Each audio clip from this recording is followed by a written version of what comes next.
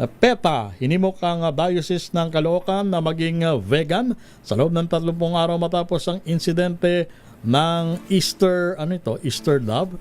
Boy Gonzales, Boy. Lakay Romel, Jackie, nanawagan ng People for the Ethical Treatment of Animals o PETA Asia sa Diocese of Caloocan na magpatupad ng 30 araw na vegan commitment kasunod ng kontrobersya sa insidente ng Easter Dove.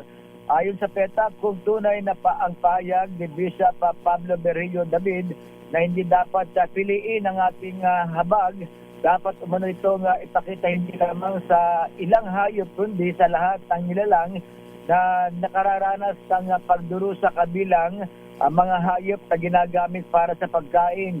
Git ng grupo, ang pagdurusa ng hayop ay hindi lamang nangyayari sa mga pampublikong ritual kundi maging sa araw-araw na produksyon ng pagkain na kadalasan hindi nakikita ng publiko.